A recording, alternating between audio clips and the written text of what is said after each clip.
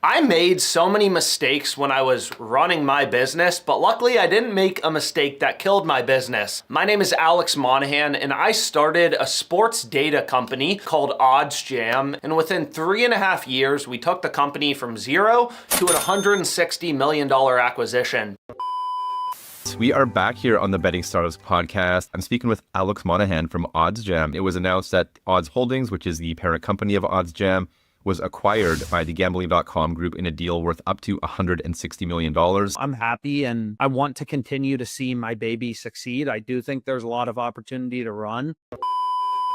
So the purpose of this video is to just explain the 10 biggest mistakes that founders make. So the first one is really important, is so many founders have the delusion of product market fit. They think they have a good idea. They think they have an amazing product idea and people are really gonna want it and everyone's gonna buy it. And then they spend a year building it, they release it, people don't buy it. If I had $1 for every person who said, the customers are stupid, the customers don't see the vision. When the true answer is no, your product sucked, you didn't listen to customers, you didn't build something people needed, you didn't solve a problem. The only thing you should be doing is talking to customers. A lot of people think when you start a company, you have some grand vision for here's every feature I'm gonna build in month 1, 2, 3, and I'm just gonna follow this roadmap and I'm gonna make a ton of money. That's not how it works. The way it works is you're probably gonna build something, you're gonna ask customers if they wanna buy it, they're gonna tell you it sucks or needs major improvement. You are going to listen to them and listen to things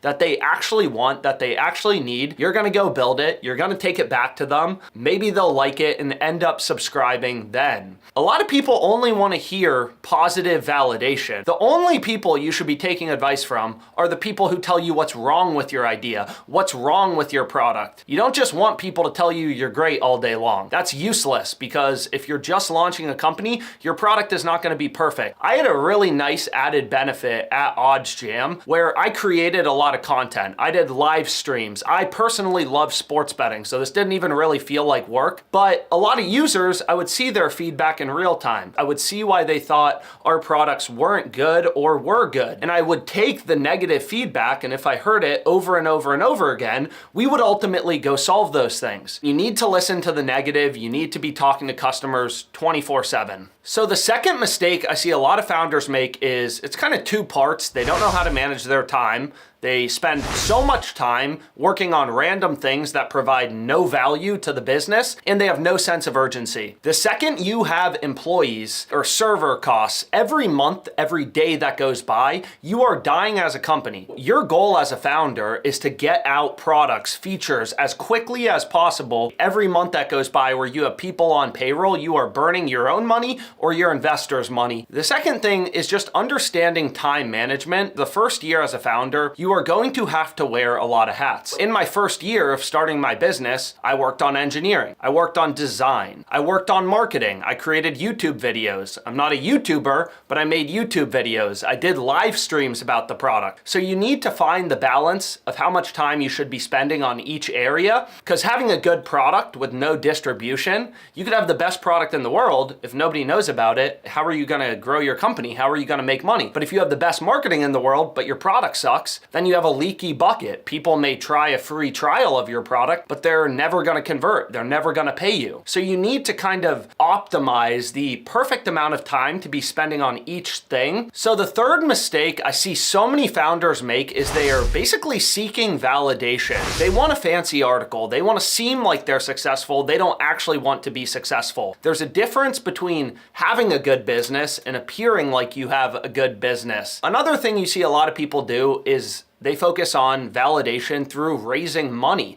And there are a lot of businesses that require startup capital. You know, it's not always a bad thing, but raising money for a business is actually a debt. Right? You are giving up a piece of your company, a piece of your baby in exchange for cash. What I recommend to a lot of founders is see if you can get a head start. See if you can talk to customers, maybe get an MVP out the door, an initial product out the door, maybe get a few users because once you have some traction, it becomes much easier to raise money, because that's a lot more compelling to investors than just going to them and saying, I have this crazy idea, give me $5 million, because then they'll probably take 50% of your company. So the fourth mistake I see a lot of founders make is they write things off. When I started my business, OddsJam, I didn't have any social media. I completely wrote off the possibility of me doing any content for the website, anything like that. Nobody cares about your product, your baby, as much as you do. We ended up getting an advisor, a guy who kind of oversees, gives some advice for the company, but doesn't officially work for the company. And he asked me about our problems in marketing. When OddsJam was starting to grow initially, we tried to work with influencers.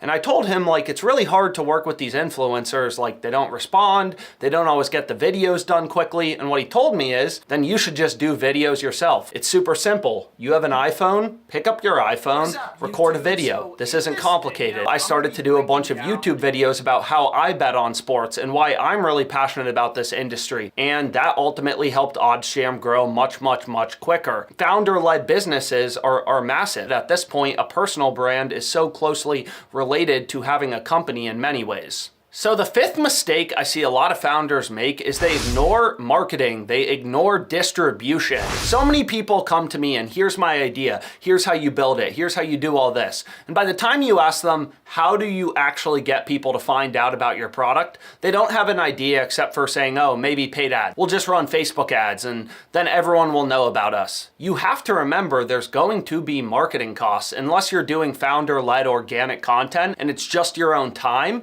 Marketing, it's a lot of money. The core OddsJam features have been around since we had 50 users. What changed is our ability to actually get it in front of people and educate people on here is why OddsJam will help make you a better sports bettor. And a lot of that was organic content, partnering with people, really trying to educate people on here's the value of our product. The sixth mistake I see a lot of founders make is they're not focused.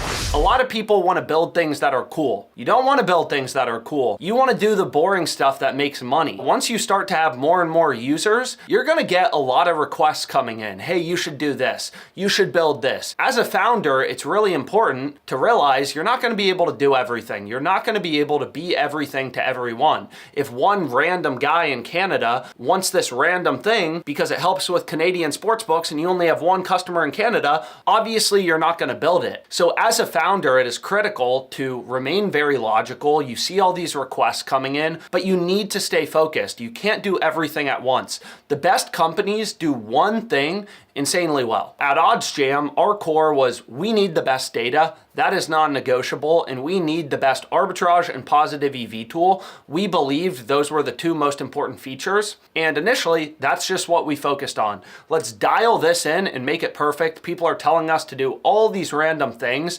We're just gonna focus on this. So the seventh mistake for founders is you need to focus on hiring, but you also can't hire the wrong people. As a founder, you are not going to be able to do everything. You are going to need to wear a lot of different hats, but you can't do everything forever. So once OddsJam really started to grow, we started doing organic content, a lot of customers would come in the door, they'd reach out, they'd have questions, and there were points where I'd say, man, I spent the first few hours of my day responding just to questions from customers, and that's not really sustainable. So I talked to one of our advisors, the same one who recommended that I do content in the first place, and he recommended to find our most passionate, annoying customer, and that customer ended up being Randall, our first hire. So I reached out to Randall and said, hey, what do? Do you want a remote job? We love you. We love the feedback you're giving us. And why don't you turn sports betting into your job? And of course, he was thrilled. I was thrilled. He was super passionate about the company he was working for. So it was a perfect match.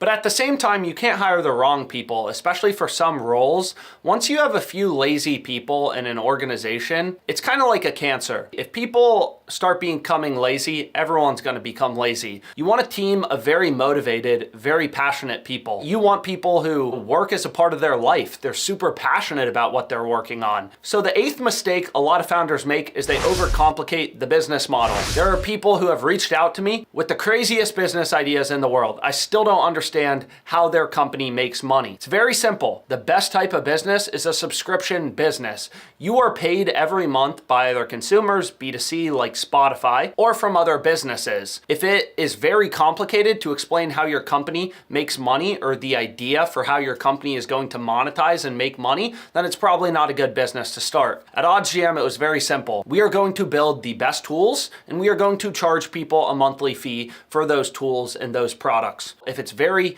hard to figure out a way to make money with your business idea, then it's probably not a good business idea. The ninth mistake I see a lot of founders make is they don't know when to be data-driven. Let's say you're starting a business, you're making a little bit of money, and you have 1,000 people hitting your website every single day. If you're focused on A/B testing random buttons and just improving conversion rate by a few percent, you're probably not focusing on the highest leverage thing as a founder. You should probably be focused on how do you get 10,000 people a day to visit your site, because 1,000 is not that many. You need to be able to know when to be data-driven, when not to be data-driven. On the other hand, when is it valuable as a founder to focus on improving conversion and being very data-driven? So at OddsJam, once we started to get some real traffic and make hundreds of thousands of dollars a month, at some point you want to optimize and test a bunch of different iterations of your subscribe page. What pages work best and actually get people to buy the product. If one page is 1% and another page is 3%,